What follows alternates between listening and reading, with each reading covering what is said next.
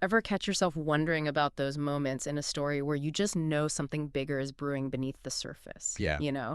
Where a single event sort of hints at a whole web of future conflicts. Oh, definitely. Yeah, like a ripple effect. Exactly. Okay, let's unpack this because that's precisely what we're diving into today. We are indeed. We're taking a close look at PastPrologue, which is a really formative early installment of Deep Space Nine. Right, very early on. Yeah, this episode drops us right into, well, the volatile aftermath of the Cardassian withdrawal from Bajor. Hmm. The station's now under this pretty novel co-management setup, Hmm. Starfleet and the Bajoran Provisional Government. Still finding their feet, really. Totally. It's a period just brimming with uncertainty, and you still feel the echoes of that long, brutal occupation. So think of this deep dive as your shortcut, maybe, to grasping the incredibly delicate balancing act Sisko and Kira were performing right at the start. It wasn't just about, the nuts and bolts of running a space station, was it? Not at all. This episode throws us head first into those unresolved tensions. And it shows us pretty clearly that the fight for Bajoran identity was, well, far from straightforward. And that not everyone's agenda was exactly out in the open. Mm-hmm. Precisely. So our aim today is really to provide a foundational understanding of PastPrologue. By looking at the key events, the characters they introduce, we can really appreciate how this single early episode sets the stage. It lays groundwork for so many bigger themes in DS9. And our main source for this is the episode transcript itself, right, giving us the details. That's the one, a detailed roadmap of these crucial beginnings. Okay, so the stage is set with a bang. A damaged Bajoran scout ship comes hurtling into Bajoran space. Yeah, and there's a Cardassian warship hot on its tail. Talk about immediate drama. And this scout ship looks like it's, about to just fall apart any second. That opening is such a stark reminder, isn't it? Even though the Cardassians have officially left, their presence, their influence, it's still very much a factor. Yeah, pursuing a Bajoran ship into Bajoran space. Exactly. Just underscores those lingering tensions. They're really reluctant to completely let go. So Commander Sisko, in one of his first real assertions of command in this new environment, orders the Cardassian ship to back off. Draws a line in the sand. Federation style, yeah. But you can already sense this is going to create some friction. Oh, absolutely. Then the Bajoran ship, heavily damaged, requests emergency docking. And just moments before it explodes into, space dust. Right before it goes boom. A man named Tana Loss is beamed aboard, and he immediately asks for political asylum. Yeah, Tana's arrival, that's the spark, isn't it? Yeah. That ignites the whole episode's conflict. His ship blowing up means the Cardassians can't grab him right away, but But it leaves Sisko with a huge diplomatic mess. a security situation, too. Who is this guy? Why are the Cardassians so determined to get him back? Those are the immediate questions. And wouldn't you know it, Major Kira Nerys recognizes him, instantly. Yep. They fought side by side in the Bajoran underground during the occupation. You can just see that deep-seated loyalty kicking in right away for her. Absolutely. That shared history, it adds this significant personal angle. For Kira, Tana isn't just some refugee. He's a comrade. Someone who stood with her. Right, forged a bond through shared hardship. And this pre-existing relationship, well, it's going to heavily influence her perspective, her actions. Puts her right up against Sisko's approach, which is more detached. Definitely. Almost as soon as Tana's safely aboard, that Cardassian warship docks, commanded by a Goldenar. I bet that was a friendly meeting. Huh, hardly. No pleasantries exchanged. They immediately demand Tana's extradition. And they identify him specifically as Konma. Yeah, accusing him of committing, and this is the quote, heinous acts against Cardassians. Wow. Okay. Those are serious allegations, not just resistance fighter. Goldenar's immediate, forceful demand. Yeah? It really shows you the Cardassian view of Konma. Yeah. They don't see a freedom fighter. They see a terrorist. A terrorist who committed violent acts, and they expect him handed over. Yeah. Which sets up Sisko's central dilemma. How does he balance Bajoran sovereignty, Federation principles like due process, and the demands of, the former occupiers? And Sisko, being Sisko, cautious, diplomatic, says he hasn't decided on asylum yet.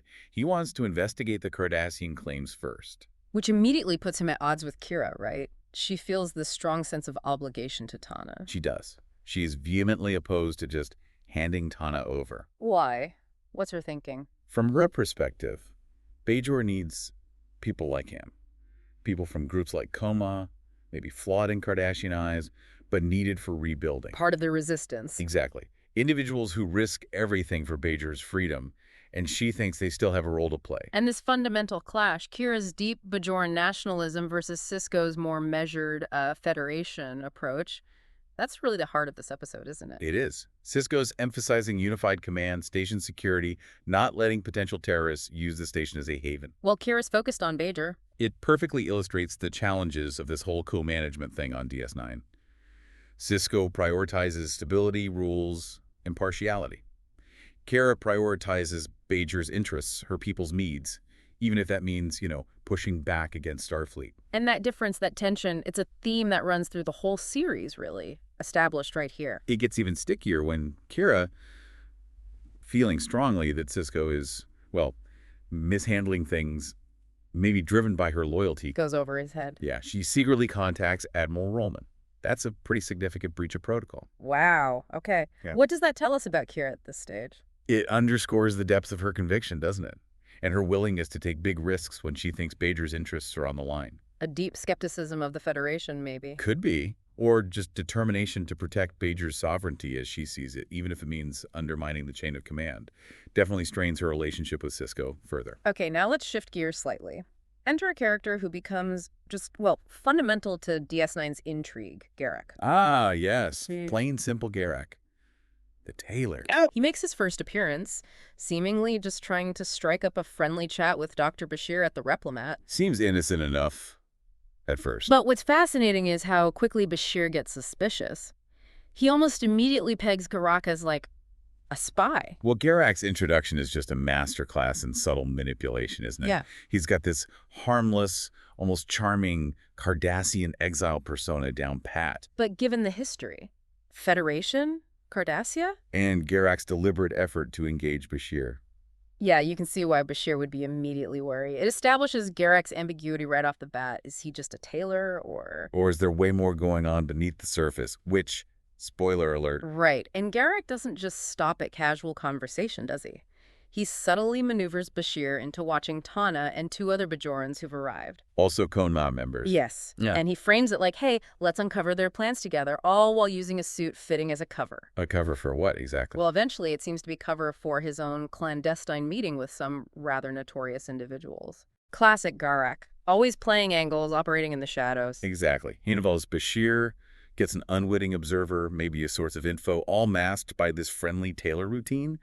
The suit purchase is just perfect cover. Speaking of other players, then we get the arrival of the infamous Klingon sisters, Lursa and Bee-Eater. Of the House of Duras, no less. These aren't exactly your average diplomats stopping by for tea, are they? Not even close. Lursa and Bee-Eater are major figures in Klingon politics, known for ambition, ruthlessness, trying to seize power. Their arrival on DS9 just screams at this Tana situation is way bigger than just asylum. It hints at larger, maybe even intergalactic power plays happening. And Odo, our ever-vigilant chief of security, he flags them immediately, right? Renegades. Yep. Flagged by the Klingon High Council, suspected of trying to raise money, capital for new armies. You can bet Odo's keeping a very, very close eye on them. His suspicion, his surveillance, it's crucial. He recognizes the threat these Klingon renegades pose. They're wild cards in an already tense situation. And sure enough, they are observed meeting with Tana and the other two Konma guys. In a secluded cargo bay. Very clandestine. Clearly something they want kept hidden. This secret meeting confirms it, doesn't it? Tana's agenda is way bigger than just seeking asylum or even just restarting the fight with the Cardassians locally. The Klingon sisters' involvement suggests he's after resources, tech. Maybe an alliance. Something for a much larger undertaking. And the secrecy just underlines how illicit it all is. And we find out the details of that deal. We do. Tana pays Lursa and Bee-Eater 13 kilograms of gold-pressed latinum. Wow, that's a serious amount of latinum. It is, a considerable fortune. It shows Tana and his group are either very well funded or just incredibly desperate for whatever they're buying. Which is a cylinder of bellitrium. Exactly. Exchanging all that latinum for this, relatively unknown substance, bellitrium, just deepens the mystery around Tana's real goals. So, through Garak's little games with Bashir and now this Klingon connection, the true nature of Tana's plan starts to come into focus. Right. We learn he already has an antimatter converter. Which was why the Cardassians were chasing him in the first place. Precisely. And now he's bought this bellitrium. Garak basically spells it out for Bashir. You put those two together. You can make a very powerful A bomb. very powerful explosive device, yeah. This is the turning point. We realize he isn't just seeking refuge or looking to, reignite old conflicts small scale. This bomb suggests something far more radical. Devastating, potentially. Exponentially raises the threat level. Yeah, And his target. yeah. It isn't just the Cardassians, is it? No, it's something much bigger, something with massive consequences for Bajor, for the whole region. Exactly. The pieces are falling into place. We're seeing a much more ambitious, potentially catastrophic objective, driven by Tana's extreme vision of Bajoran independence. It's not just settling old scores, it's about reshaping Bajor's future, Yeah. fundamentally. Now Kira. Maybe still holding on to some belief in Tana or feeling that past obligation. She convinces Sisko to let her go with Tana and the others. On a runabout, the Yangtze King. Right. Her idea is to gain their trust. Maybe figure out what they're really up to. Maybe even influence them. Risky move. Very. It's driven by that complex mix of personal history and her commitment to Bajor. She probably thinks her shared past gives her an in that Sisko doesn't have. A chance to dissuade him. Perhaps. Yeah. But it also puts her in serious danger. She's essentially putting herself in the hands of people the Cardassians label terrorists. Sisko agrees, but he's not naive about it. Yeah. He and O'Brien follow them, right? In another runabout, the Ganges. Yep. And Dax is back in ops, keeping tabs on everything. Not just the runabouts, but also the Cardassian warship, the Eldara, which is also heading their way. So it's tense. Multiple ships converging, multiple agendas. Sisko's caution is totally understandable. He sees the risks. The Ganges' backup means they can intervene. Dax's monitoring gives them the big picture, including that Cardassian threat. So they're en route to Bajor 8's lower moon that was the rendezvous with the Klingons. And Tana finally reveals his true target. It's the Bajoran wormhole. Whoa. Yeah, that is a significant and pretty unexpected twist. Definitely didn't see that coming first time watching. It's such a radical objective. The wormhole, it represents this fundamental shift for Bajor. Trade, exploration, the Gamma Quadrant. A gateway to the future, potentially. And Tana wants to collapse it, close it off. It reveals just how deep his isolationist beliefs run. His conviction that any outside influence, Federation or Cardassian, is bad for Bajor. His reasoning is destroy the wormhole, cut Bajor off, prevent further influence from anyone. He believes it's the only path to absolute Bajoran independence. It's desperate, incredibly dangerous, galaxy-altering consequences. The ultimate expression of his extreme ideology, really. He sees the wormhole not as hope, but as a threat to Bajor charting its own course. And he's willing to sacrifice everything, even potential long-term benefits, for that vision of absolute independence. Things escalate fast then. Tana takes Kira hostage. Right. Sets course for the wormhole, warp speed, Oh, threatens to detonate the Bellitrium bomb if anyone tries to stop them. that's the crisis point. Intense. Absolutely the climax. Tana's desperate now. Taking Kira hostage raises the stakes immensely, limits Sisko's options. And the bomb threat inside the wormhole. Catastrophic potential. So Sisko does something interesting. He contacts Gul Danner, The Cardassian commander, yeah. tells him about Tana's plan, the bomb. It's like this uneasy, temporary alliance. Forged out of sheer necessity, right? It highlights how extraordinary the situation is. Sisko realizes Tana's a threat to everyone. DS9, Bajor, regional stability. So reaching out to the Cardassians, their former enemies. Underscores the gravity. Sisko's priority is preventing catastrophe, even if it means working with Gul Danner for a moment. Okay, so the Yangtze King goes into the wormhole. Yeah. And inside, Kira fights back. She does. Inside that unique space, she confronts Tana, manages to stop him setting off the bomb just before they pop out the other side in the Gamma Quadrant. That's pretty brave. Resourceful. Absolutely. Kira's actions there are pivotal. Hostage, facing death, but she doesn't give up. Her struggle, stopping the bomb. It shows her complex loyalties, doesn't it? Still fighting for Bajor, but recognizing Tana's extremism is destructive. The Ganges follows them through.